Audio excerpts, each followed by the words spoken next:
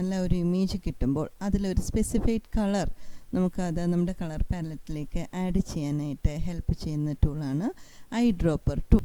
കീബോർഡിൽ I എന്നുള്ള key press ചെയ്യുക. അപ്പോൾ ഇവിടെ ഐ ഡ്രോപ്പർ കിട്ടിയിട്ടുണ്ട്. ഇതാണ് ഐ ഡ്രോപ്പർ.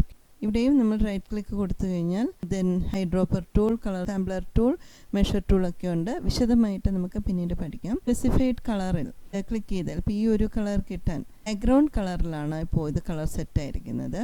അപ്പോൾ സാധാരണയായിട്ട് ഞാനിപ്പോൾ ഇവിടെ ക്ലിക്ക് ചെയ്താൽ എവിടെ ക്ലിക്ക് ചെയ്താലും അതെവിടെ ബാക്ക്ഗ്രൗണ്ട് കളറിലാണ് കളർ ചേഞ്ച് ആവുന്നത്.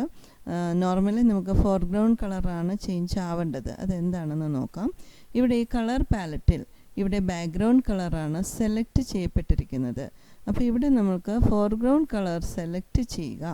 അപ്പോൾ ഇനി നമ്മൾ പിക്ക് ചെയ്യുന്ന കളേഴ്സൊക്കെ ഈ ഫോർഗ്രൗണ്ടിലായിരിക്കും ആദ്യം വരുന്നത്. അപ്പോൾ ഇവിടെ നമുക്ക് ഫോർഗ്രൗണ്ട് കളർ സെലക്ട് ആയിട്ടുണ്ട്, ഇവിടെ കൊടുക്കാം. ഇവിടെ നമുക്ക് കിട്ടിയിട്ടുണ്ട്. ഈ കളേഴ്സൊക്കെ ഓട്ടോമാറ്റിക്കലായിട്ട് ഈ കളർ പാലറ്റിലേക്ക് സേവ് ചെയ്യപ്പെടുന്നുണ്ട്. ഇങ്ങനെയുള്ള കളേഴ്സൊക്കെ നമുക്ക് സെലക്ട് ചെയ്യുമ്പോൾ ഈ ഫോർഗ്രൗണ്ടിലാണ് ഈ കളർ ചേഞ്ചസ് വരുന്നത്. അപ്പോൾ ദെൻ ഇനി നമുക്ക് ഈ ബാക്ക്ഗ്രൗണ്ടിൽ കളർ വരാൻ വേണ്ടിയിട്ട് ആൾട്ട് കീ പ്രസ് ചെയ്തുകൊണ്ട് ക്ലിക്ക് ചെയ്ത് കഴിഞ്ഞാൽ ഇവിടെ ഈ ബാക്ക്ഗ്രൗണ്ടിലും കളർ കിട്ടുന്നതാണ്. ഇത് സ്കിൻ കളർ, ഇതൊക്കെ നമുക്ക് വീണ്ടും അപ്ലൈ ചെയ്യാനൊക്കെ നമുക്ക് ഈ കളർ പിക്കർ ടൂൾ ഉപയോഗിക്കാൻ സാധിക്കും. അതുപോലെ തന്നെ ക്യാപ്സ് ലോക്ക് പ്രസ് ചെയ്തിട്ട് കളർ സെലക്ട് ചെയ്ത് കഴിഞ്ഞാൽ ഇതൊരു ടാർഗറ്റ് മോഡലിലേക്ക് ഈ ടൂൾ മാറുന്നത് കാണാം.